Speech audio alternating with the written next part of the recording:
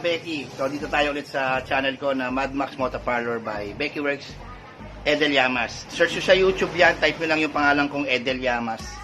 Makikita nyo na agad. Dito yung YouTube channel ko.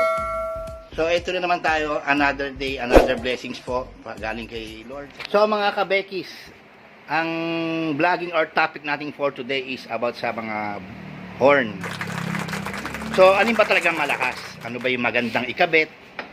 Sasample natin ngayon siya kay NMAX ni Sir. Shoutout kay Sir Pau De Leon. Pero bago ko ipakita yung i-differentiate yung mga tunog nila, itong NMAX ni Papa, troubleshoot namin kasi nawala yung gauge niya. Pero umaandar po yung motor, yun nga lang nawala ito. So nakita namin na sa larin, si Doding daga ulit.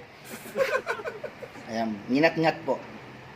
Kasi sa pagkakaalam ko, ang negative ng gauge natin ay direct dito. Sama-sama yan, kaya ang dami niyan. So, hindi naman talaga magpa-function to kung walang negative to.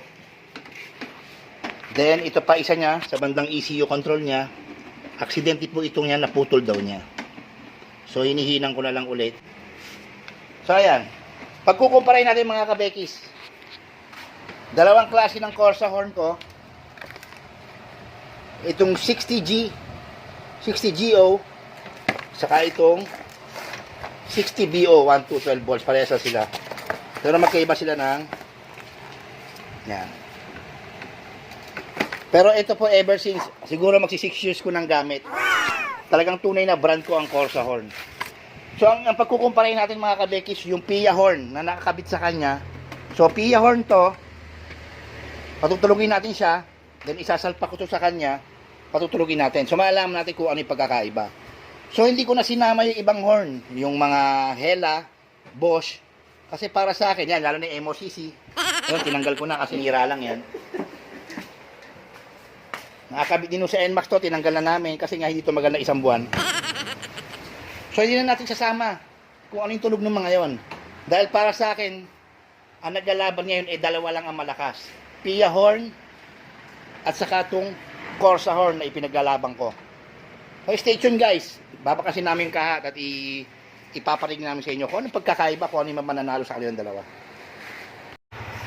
So sa mga kabekis, ito yung Pia horn na nakakabit sa kanya.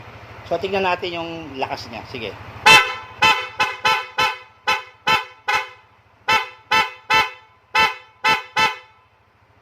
Buo lang siya. Para siyang Bosch. Wala siya pinagkaiba sa Pia, sa Bosch, sa Evolution. So, ito po yung Corsa horn na old model natin, yung may pula. Sige, busina mo. Sige. Isa pa. Okay, stop. Next naman yung isa, na Corsa din na bago. So, ito yung isang version ng Corsa, yung mas bago. Rare natin. Sige.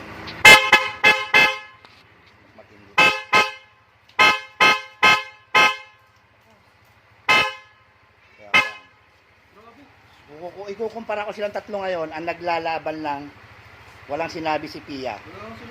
Ang naglalaban lang ngayon yung Corsa na una, saka yung pangalawa. At mas mapingaw sa akin yung bumago, yung itim. Ayan, okay.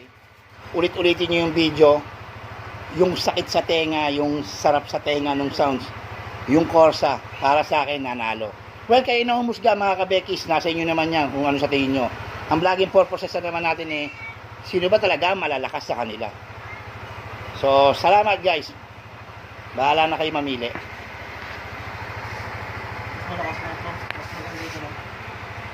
Pia yan Same lang yan ng mga dati Hindi gaano ano.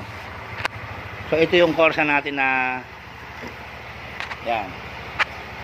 Sa motor ko, ayun, sa kotse ko doon, ito nakakabit. Pero bala ko mag-upgrade ng ganito. Yung Corsa na isa. Mas malakas siya. Konting-konti lang ang difference. So salamat guys, stay tuned. Huwag niyo kalimutan mag-subscribe. Hit niyo yung like button natin. Sa notification bell na rin para sa mga iba-ibang content at vlogging na ilalabas natin. So salamat, stay safe.